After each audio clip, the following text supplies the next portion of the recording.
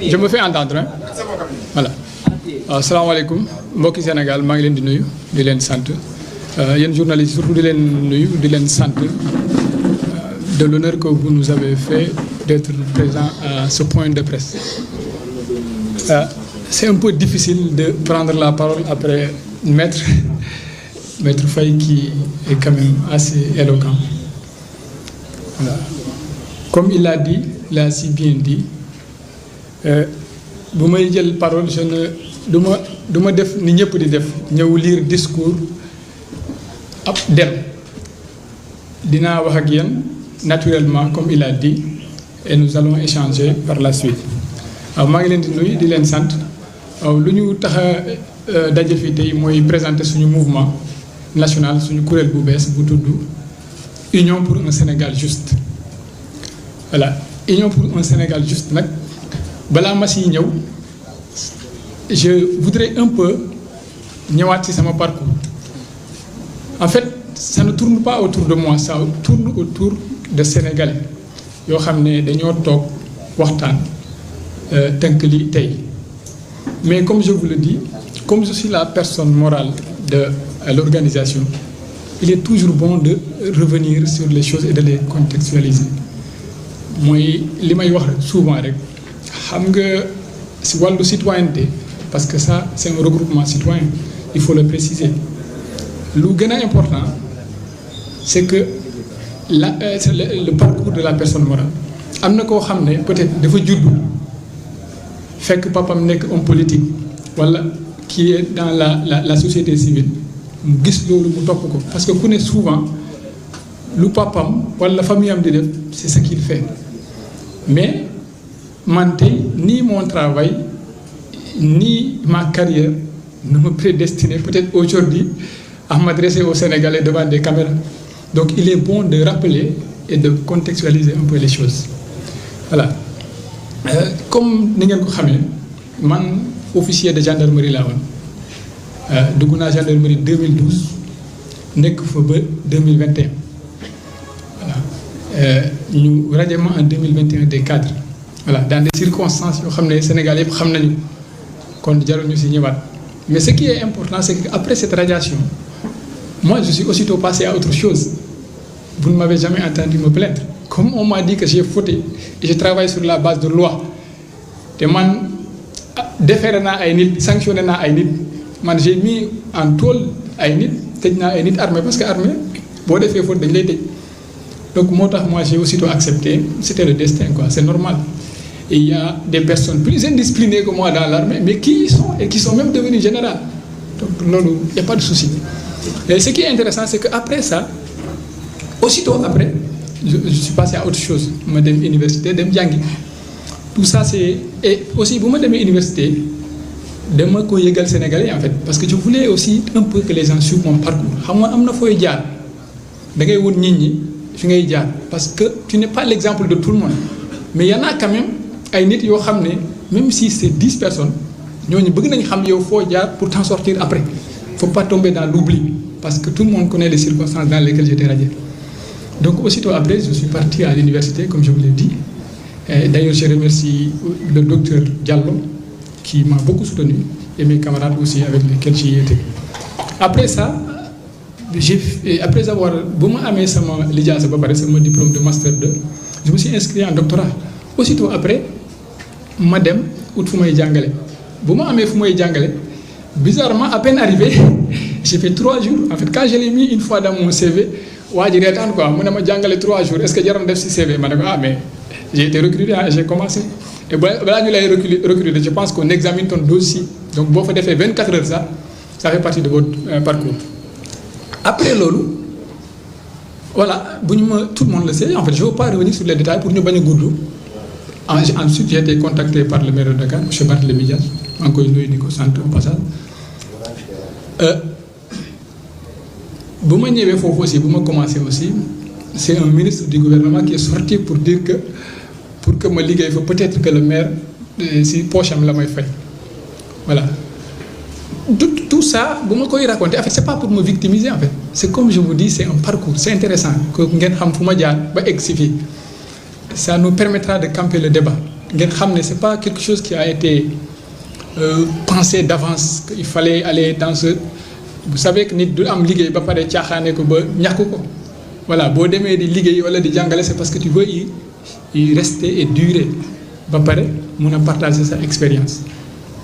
Voilà, léegi après cette étape là je suis resté quand même mais comme le travail que je faisais est un travail qu'on peut faire à distance parce que conseiller quelqu'un ce n'est pas être présent voilà léegi j'ai un peu souhaité continuer mes études comme on m'a dit que je ne peux enseigner qu'en ayant un doctorat xam nga bu la autorité waxee ne pour nga jàngale foog nga am lii en fait tu n'as pas besoin de te plaindre va chercher ce qu'il t'a demandé et reviens en fait c'est ce que j'ai toujours fait moo tax à chaque fois bu ma demee fenn ñu tere ma fa dem damay dem defi lenn et après cela ma bëgg a dem ci continuer jàng j'ai déposé un visa mais là aussi sincèrement le traitement qui a été réservé à mon dossier m'a un peu surpris quand même voilà man du ma wax ci lu amul preuve parce que moi j'étais enquêteur un enquêteur c'est-à-dire il qualifie toujours sur la base de preuves palpables mais comme je ne sais pas je n'ai pas de preuve mais sincèrement pour quelqu'un qui a payé des frais de dossier ñu delloo la sa passeport comme ça tu peux te demander si c'était normal quoi est-ce que c'est le même traitement qu'on a réservé à tout le monde voilà donc après ça voilà j'ai continué mes activités je suis parti au village ma dem fa sama village foofu la ma nawet bi fekk et tout ça parce que j'étais tenu à un dossier en fait xam nga quand j'ai été licencié à remercier à l'IAM élection législative mu ngi doon ñëw ñu bëri duñu ma proposer ne ma mon capitaine boo déposé rek di nga nekk député nous on va te soutenir et tout mais man du ma dugg si dara pour régler des comptes wala pour régler non man li may def moo koy def day dal sama xel parce que j'étais tenu par un dossier boo xam ne il n'était pas encore vidé et quand vous êtes tenu lu tax ñu rajo ma après 10 ans de service après tout ce que j'ai subi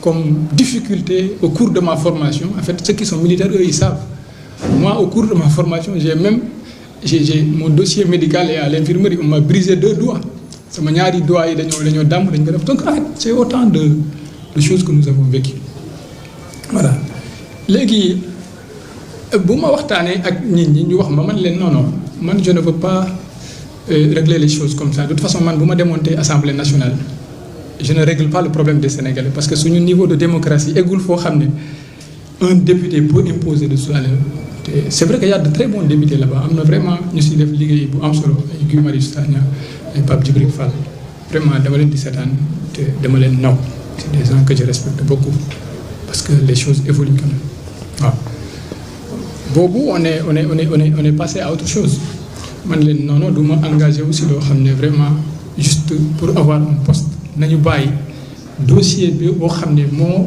tax tey ñu rajo ma ba ñu vidé ko parce que c'est aussi une question d'honneur man lépp li may def comme li ma lay sama xol ak yàlla laa si jiital voilà et dans le traitement du dossier aussi vous m'avez vu j'ai fait mon travail voilà je suis pas entré dans les détails kenn gisuma si ay affaires yu ñàkk fayda kenn musuma gis man si li ma liggéey ba léegi kenn musul dëgg dossier bu fuité pendant tous les centaines de milliers de dossiers que je traite doo mus a dëgg tu ne verras même pas une phrase sur internet boo xam ne ça vient de moi wala ñu ne la fuite parce que c'est pas possible parce que moi je suis pas dans ça man je servais mon pays je servais ma patrie je ne servais pas des personnes voilà malheureusement c'est le souci Ousmane Faye est revenu sur ça léegi boo deful la volonté des autres tu es un ennemi à abattre c'est ce qui explique tout ça voilà léegi nag loolu yëpp bu xewee taxul ma baisser les bras parce que je voulais que comme je vous dis ceux qui me suivaient ceux qui me respectaient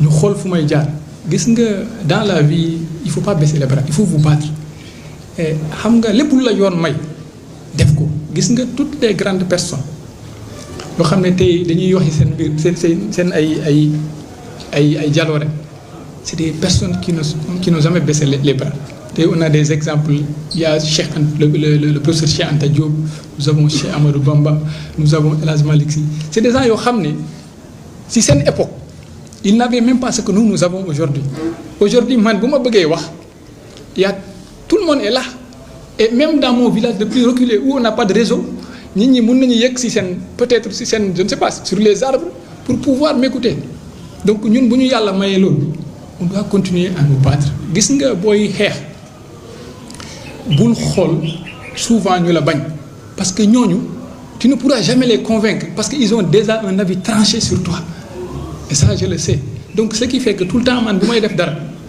je vois si c'est seulement ma grand-mère ou ma mère et mon père qui doivent me suivre quand je suis devant vous je fais comme si c'est seulement eux qui m'écoutent parce que les autres n'ont pas mon temps parce que je ne pourrai jamais les convaincre mais l'histoire les convaincra c'est ce qui est important donc il faut jamais baisser les bras il faut battre les gens diront n'importe quoi si vous suivez un peu mon parcours depuis 2021 et maintenant il y a eu tellement de conférences de presse où on a prononcé mon nom que je sais que le jour où j'ai dit que je ferais une conférence de presse tout le monde s'est dit mais qu'est-ce qu'il a à nous dire aujourd'hui mais c'est pas important l'essentiel c'est que ceux qui sont convaincus que je suis sur la bonne voie viendront même si je vous invite à y venir pendant des milliers de fois donc c'est pour cela après que le dossier soit vidé j'ai été contacté toujours par ñi ma doon waxtaanal parce que ça remonte au loin si vous voyez l'organisation vous savez que ça c'est des personnes yoo xam ne yàgg nañu di waxtaan même l'appellation c'est pas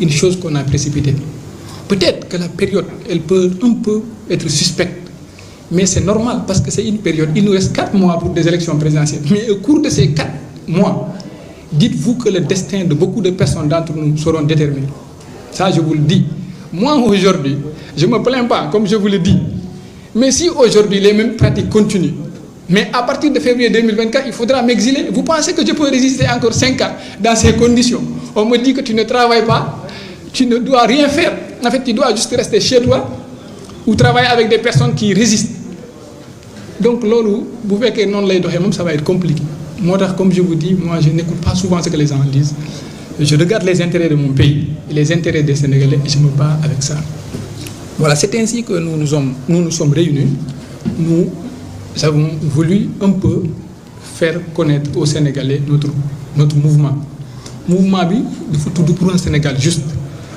boo gisee lu tax ñu tuddee ko pour un Sénégal juste c'est par rapport un peu à mon parcours ça ne tourne pas autour de moi mais c'est important parce que tey boo gisee ñu woote bu fekkoon ne Faye kese moo woote peut-être toutes ces personnes n'allaient pas venir si tout le monde est là mes amis et autres il y en a que je ne connais même pas yoo xam ne mosuma leen gis voilà Imam Dramé ñëw na fi ak ay nit ñoo xam ne ñooñu mag nañ ma mag boo xam ne mag nañ sama papa sax donc c'est loolu boo ko gisee c'est parce que da ngay xam ne les gens te respectent te nit ñi bu ñu la respecté comme ni ma la wax combat booy def jiitalal ñu la respecté voilà le mouvement il s'appelle pour un Sénégal juste c'est vu le parcours que j'ai que c'est-à-dire vu le parcours par lequel je suis passé ba ma egg fii parce que boo leen gisee ni ñu ma sonnaluñu ma sax parce que pour man comme li ma leen wax la rek balisage la rek xam nga destin nit tali la da ngay jël sa oto rek di dawal si tali bi am na ay doodaan am na ay jàddukaay am na ay obstacles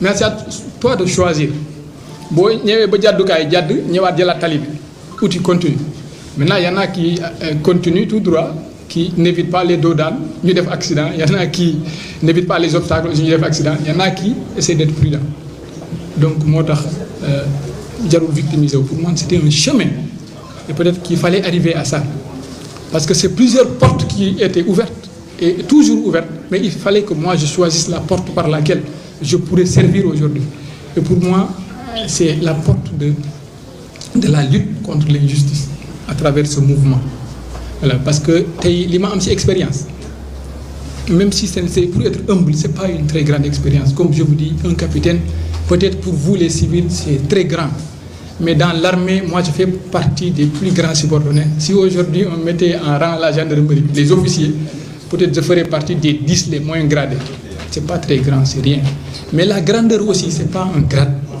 c'est un état d'esprit voilà nit looy def pour xool ñeneen ñi ne voit pas parce que da ngay gis kenn koo xam ne il a un rang de ministre mais vous le suivez mais vous vous demandez mais est-ce que cette personne-là c'est vraiment est-ce que moom fu mu toll est-ce que moom la voilà loolu moo tax ku ne dafa war a gëm boppam dem ak ay principes léegi les objectifs de ce mouvement bëggoon naa si ñëwaat tuuti voilà objectif mouvement bi mooy lu si gën a important mooy ngeen xam ne c'est xeex lépp luy xeetu injustice. xam nga injustice dafa bëri ay façon souvent ñun bu ñu waxee injustice rek on pense au tribunal waaw décision judiciaire yi ñuy rendre foofu c'est pas ça. gis nga même la composition du tribunal même l'autorité, c'est-à-dire nu ñuy defaree autorité, ministre de la justice, procureur et autres loolu rek ça a été c'est injuste. Parce que imaginez-vous par exemple un procureur de la République bu dem def concours ENA, il se bat pendant 30 ans.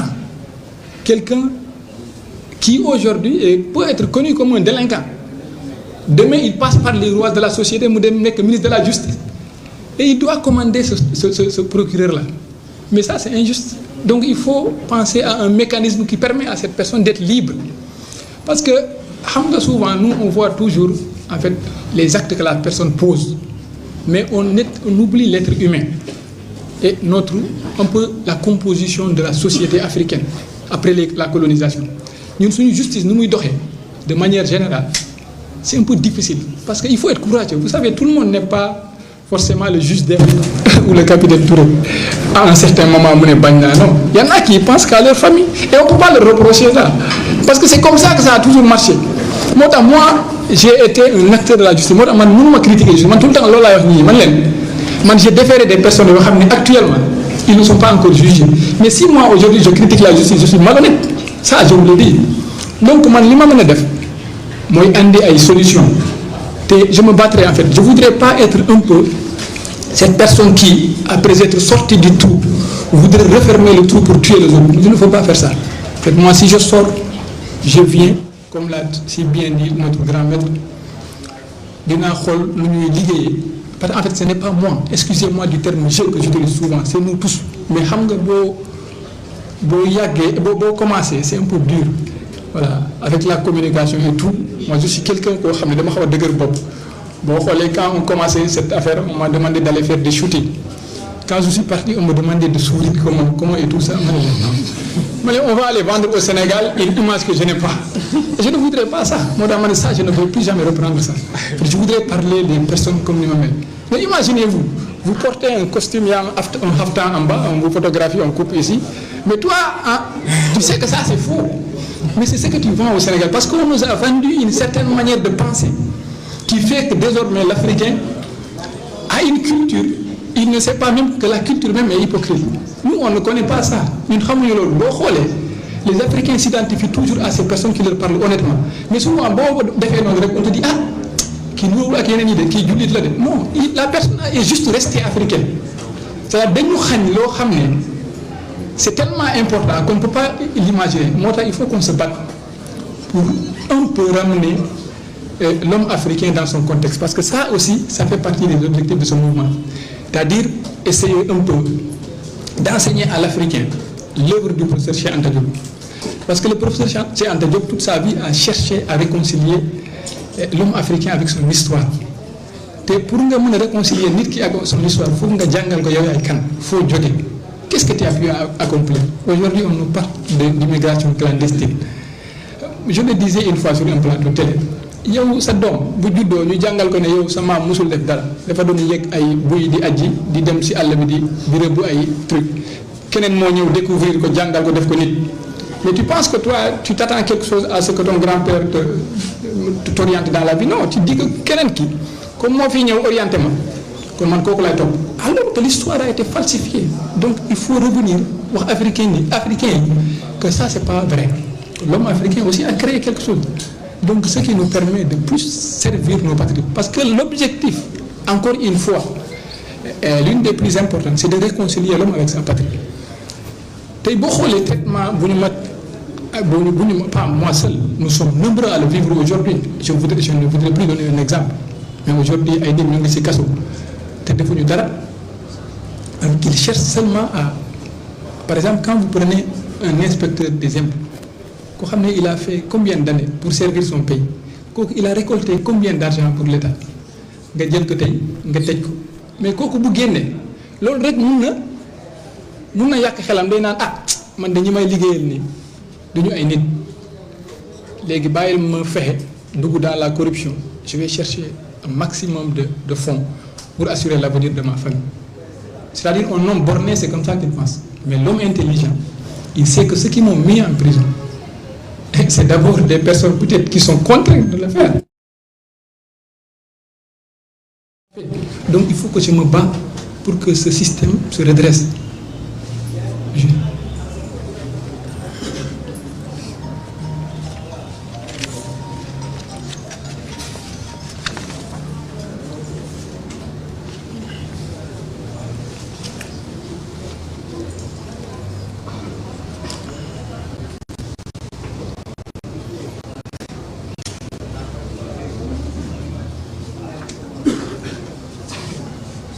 Voilà, après avoir évoqué les objectifs, on peut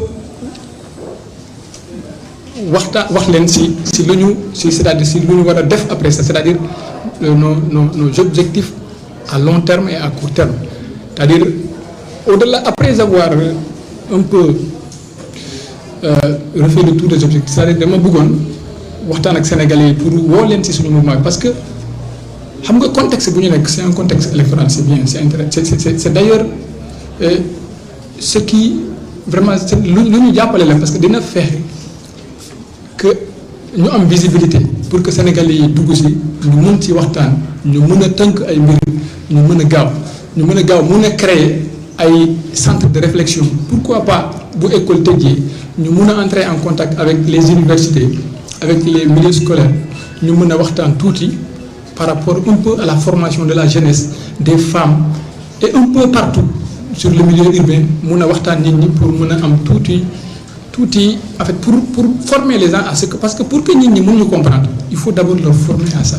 Moo tax ñu ngi woo Sénégalais yëpp ñu mën a ñëw woo def nañu suñu numéro yi ci page yi. Vraiment on appelle tous les Sénégalais à y adhérer pour que ñu mën a trouver ay solutions comme ni ma wax ñu arrêter un peu de critiquer.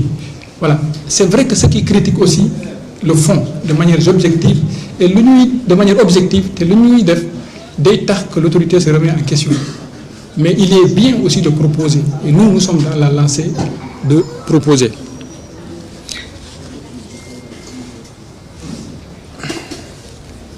Léegi pour finir maa ngi leen di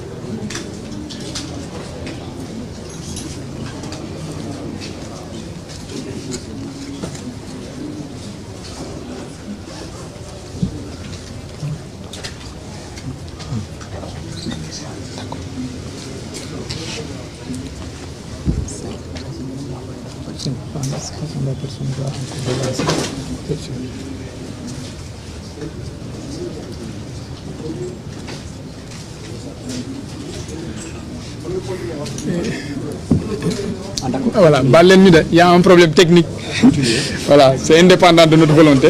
Voilà pour finir léegi pour finir dama bëgg a gërëm Sénégalais yëpp ñu ñuy suivre à travers les réseaux sociaux à travers voilà pour terminer vraiment maa ngi leen di gërëm di leen sant di gërëm Sénégalais yëpp surtout une mention spéciale aux journalistes qui nous ont fait l'honneur vraiment d'être présents. Voilà, surtout d'insister sur un fait. Voilà, surtout excusez-moi. Je disais que pour finir, maa ngi leen di gërëm di leen sant di remercier Sénégalais yëpp surtout. Et pour finir, je voudrais vraiment insister sur un fait. Vous demandez, comme je l'ai si bien dit au départ, sur le fait qu'il ne faut pas baisser les bras. Quand vous vous battez, vous ne vous battez pas pour ceux qui vous critiquent ou ceux qui vous voient toujours en mal. Vous vous battez pour ceux qui vous respectent, pour ceux qui pensent que votre voix porte. En suivant cette voie, comme je l'ai aussi encore, excusez-moi de la répétition, boo gisee tey ñuy wax en Afrique et dans le monde entier, c'est parce que ñi dañoo muñ ba pare nekk ci yoon ba pare continuer détermination. Et j'ai aimé un entretien que j'ai eu avec une autorité, c'est Nelson Mandela, et ça m'a beaucoup servi. Parce que imaginez-vous nit ñu tëj ko 27 ans, c'est-à-dire en 27 ans nit juddu na fa mag am ay doom am kër mais yow yaa ngi muñ ba pare génn doon président loolu bu mënul servir nit wala ay Cheikh Amadou Bamba ñu exilé la, tu reviens après et 100 ans après on parle de toi encore de la manière la plus extraordinaire. Il y a tellement d'exemples, Gandhi et autres. Voilà, ñooñu xalaat leen seen époque, la pression qu'ils vivaient au moment où ils avaient entamé leur combat. ñooñu boo leen xalaatee rek tout le temps di nga tegu ci yoon.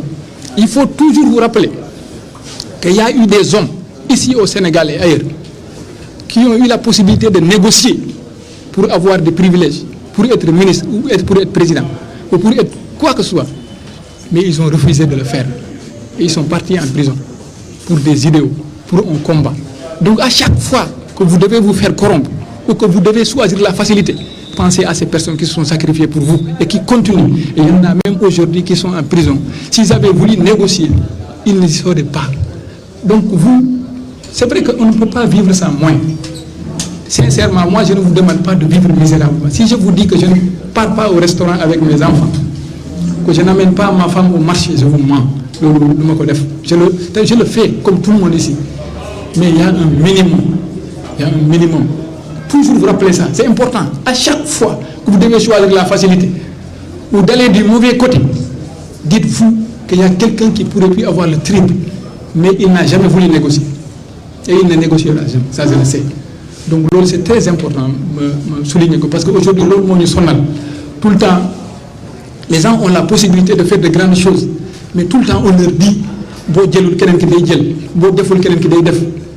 après il faut être mentalement fort.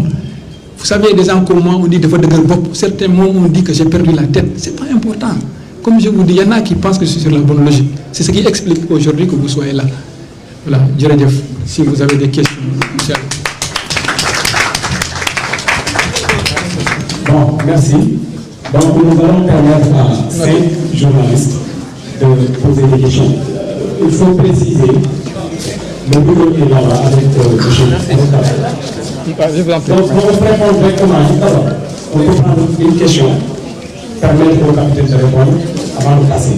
Mais permettez-nous de préciser que le document qui vous sera distribué est un complément de ce qui a été dit. Pour relayer l'information, il ne faut surtout pas se limiter au contenu de ce document-là. Donc, il faut l'étudier en rapport avec ce qu'a dit le capitaine pour pouvoir saisir l'essentiel. Donc, nous allons permettre au capitaine de répondre à ces questions. Et il faut poser une seule question par journaliste, s'il vous plaît. Donc, c'est à vous.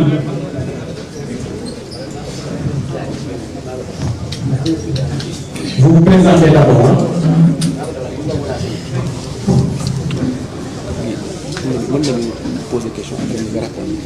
Je préfère une par une, sinon je vais oublier. Voilà. C'est bon. Allez-y. Salam alaikum. Abdel Khader, journaliste à Feeling Dakar TV. Alors, c'est une question. Nous allons tourner en tant que armée gis nañu ñenn ci ñi nga xam ne nekkoon ci armée ku ci mel ni commissaire Keita, capitaine Dieye ak major Kandji gis nañu ñu jugee wala ñu jël seen retraite ñenn ñi comme yow ñu jégle la ci corps boobu dañuy entrer directement en politique. Est-ce pour fayu li leen def la wala pour xeex injustice? Voilà, merci.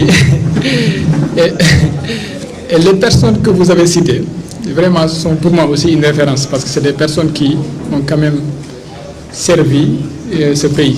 Parce que pour moi, même si on fait 2 ans ou 2 mois même de formation dans l'armée, pour ceux qui ont fait l'armée, sincèrement, il n'y a pas de plus dur qu'une formation initiale du combattant.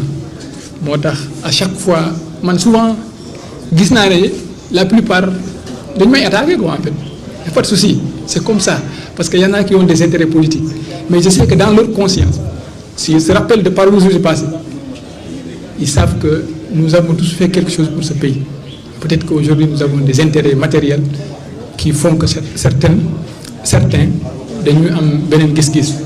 Léegi par rapport à l'esprit de revanche, sincèrement, même si ça me discours, normalement vous avez pu comprendre ce que j'ai dit. C'est pas pour une revanche. En fait, moi, ma nature n'est même pas comme ça. Xam nga souvent au Sénégal, bu nit dundee tuuti injustice da ngay gis muy génn dem ci plateau yi di saaga di naan diw def na ma nii. Mais est-ce que mos nga dégg man ma tontu kenn? Je ne suis pas comme ça. Xam nga aduna, pour changer les choses, comme je vous ai dit, il faut que nga nangu dépasser les choses pour pouvoir aller de l'avant. Aujourd'hui, si vous saviez le courage qu'il faut pour être là devant vous et parler, malgré tout ce qui va se dire après, sincèrement, vous sauriez que nous n'avons pas le choix. Vous savez, dans la vie, soit vous assumez ce que vous êtes ou vous disparaissez. Disparaître, ce n'est pas mourir. Disparaître, c'est comme le disait Cheikh Anta Diop, c'est-à-dire c'est se perdre ou perdre ce pourquoi vous vous battez ou vous courez. Donc, de toute façon, moi je voudrais laisser l'histoire nous juger. Vous savez, les autres sont sortis. Moi, c'est la première fois que j'organise une conférence de presse. Et d'ailleurs, moi je voudrais préciser que je ne suis pas en politique. Moi, je suis dans la citoyenneté. C'est ça. Mais maintenant, dans cette citoyenneté, s'il y a un combat politique qui me permettra d'atteindre mes buts, mais je le ferai. Mais dans tous les cas, je voudrais donner un peu rendez-vous les Sénégalais dans l'histoire. Xam nga ñun souvent Afrique dañoo am tuuti benn genre proverbe au Sénégal qui dit njëriñ loo fekkee. Moi, je ne suis pas d'accord. C'est ça qui nous tue. C'est ça qui est en train de tuer l'Afrique. Observez aujourd'hui le monde. Les Européens, les Chinois, les Arabes, ils sont en train de s'épandre dans le monde. Vous pensez que c'est pourquoi? Mais ceux qui viennent en Afrique, vous pensez qu'ils n'ont pas assez de réserves pour vivre encore pendant 30 ans? Ils ont des milliards, mais ils sont en train de penser à leur génération future. Voilà, voici un peu de manière résumée. Je ne sais pas si ça répond à votre interrogation. Voilà. Allez, deuxième question. Une deuxième question. Je m'appelle Abdelrahman Diam, journaliste à la ma question,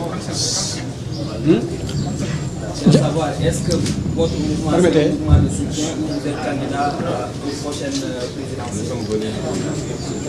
Vous savez, l'objet ici de la conférence de presse, c'est présenter un mouvement. Il m'a demandé si c'est un mouvement de soutien ou si je serai candidat. Ce n'est ni un mouvement de soutien et ce n'est pas encore le lieu de parler de candidature. Voilà, je ne voudrais pas trop évoquer ça parce que si j'évoque ça ici, c'est la seule chose qui va attirer l'attention de tout le monde. Ouais. Normalement, on a vu ceux qui sont partis retirer des formulaires. Je ne suis pas là-bas encore. Donc je pense que ça règle le problème. Maintenant, pour le mouvement de soutien, je ne sais pas ce que vous entendez par soutien. Maintenant, ça dépendra du futur. Parce que ça dépendra aujourd'hui. C'est vrai que moi, avec le parcours que j'ai suivi, si je vous disais que moi je soutenais Amadou Ba aux élections, on dira que le capitaine est fou, sûrement. Il n'y a pas seulement Amadou Ba qui est candidat. Non, sincèrement, quoi, après tout ce qu'on m'a fait, ce n'est pas pour une revanche. Mais chacun a des principes. Et les principes, moi je suis direct, hein, je vous dis ce que je pense et puis je ne suis pas là à passer par les quatre voies. Voilà, c'est vrai que ça peut passer parfois un peu bizarre. J'en suis désolé, mais je voudrais vous parler honnêtement et sincèrement. Pas utiliser des formulations qui me feront apparaître comme un hypocrite et que demain on puisse me faire devant le fait accompli. Je ne veux pas ça. Voilà, s'il y a une autre question, je voudrais répondre. Troisième question. Où est le micro? Oui, ici. Tout d'abord, je vais essayer de vous remercier. Merci. C'était pas facile. Vu ton parcours, ton histoire avec le Sénégal, en général. Effectivement. Mais comme au cours de vos années de solitude, de souffrance, vous avez eu à réussir à entrer à l'université pour étudier le droit, Oui. pour parler de droit. Effectivement. Ousmane Sonko, vous avez un lien avec, dans un dossier, mais pas parler de sécurité. Mais en ce moment, hier, nous avons appris dans l'actualité qu'il ne pas qu'il ne pourra pas être candidat, mais il est radié des listes électorales qui sont, d'après certaines interventions de la société civile. Oui. Mais hier, il n'avait pas de fiche Ousmane Sonko. En matière de droit, en matière de droit, en matière de droit électoral, je précise, est-ce qu'ils ont appliqué la loi, la DGE? Merci beaucoup. Voilà, merci. Il m'a demandé la question de savoir est-ce que Ousmane Sonko, est-ce que la DGE a le droit de ne pas accepter le mandataire de Ousmane Sonko? Voilà, vous savez, je disais que l'objet de notre point de presse, c'était de présenter un mouvement. Vous êtes en train de me... voilà, je comprends. Vous savez, c'est toujours sensible. Effectivement, je sais. Mais en fait, ça, je pense qu'on aura le temps. Mais c'est toujours sensible pour un capitaine Touré de parler de Ousmane Sonko. Mais comment on parle de justice? Peut-être que la DGE nous fournira un communiqué pour nous dire les raisons pour lesquelles ils l'ont fait. C'est sûr, parce qu'une personne comme Ousmane Sonko, qui est mondialement connue, quand vous n'acceptez pas de prendre son dossier, vous direz aux Sénégalais d'où est du dossier. Voilà. Mais moi, je pense que c'est au Conseil constitutionnel de dire que tel ne remplit pas les conditions. Moi, c'est ça ma position. Donc le reste, voilà, je ne peux pas trop... Mais de toute façon, on aura le temps. Après ça, on va répertorier le nombre de ceux qui sont ici. Je ferai mon possible pour faire le tour des plateaux et d'expliquer. Parce que les Sénégalais voudraient m'entendre au-delà de ce dossier pour lequel tout le temps... C'est d'ailleurs ce qui explique la création de ce mouvement. Parce qu'à chaque fois que tu disais Capitaine Touré, on disait l'enquêteur qui a traité. Je voudrais plus qu'on m'appelle Capitaine Touré, je voudrais qu'on m'appelle Seydina Omar Touré, président de l'USJ. C'est ça que je voudrais. Désormais, si vous titrez en bas, ne mettez pas Capitaine Touré. Je ne le suis plus. Je ne renie pas mon passé. J'ai aimé être gendarme. Et ceux qui sont dans la gendarmerie le savent.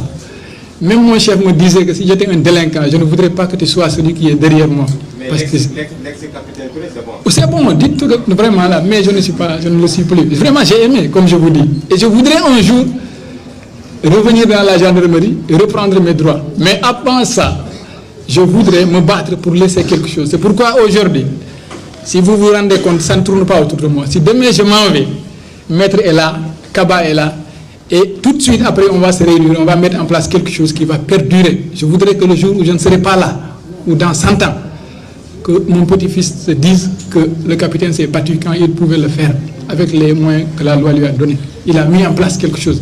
Et c'est la posture de chaque Sénégalais. Voilà, sincèrement, c'est un peu... Si vous avez une autre question aussi. Normalement, une dernière ou avant-dernière? Voilà. C'est bon, hein? C'est bon, les questions, c'est bon. Mais je voudrais aussi, avant de finir, permettez-nous de m'excuser sur les imperfections.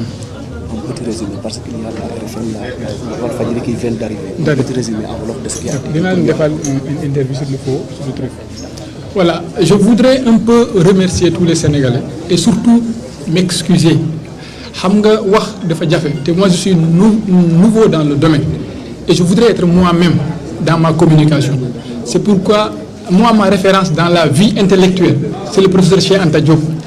Cheikh Anta Diop, je peux passer une journée entière à suivre le professeur Cheikh Anta Diop avec son Baylahat au Caire. Et je vous invite à le suivre. Ça va vous réveiller. Vous allez comprendre. Vraiment, pour les imperfections, encore, vraiment, je ne veux pas offenser personne. Mais ça ne m'empêchera pas de dire ce que je pense. Voilà,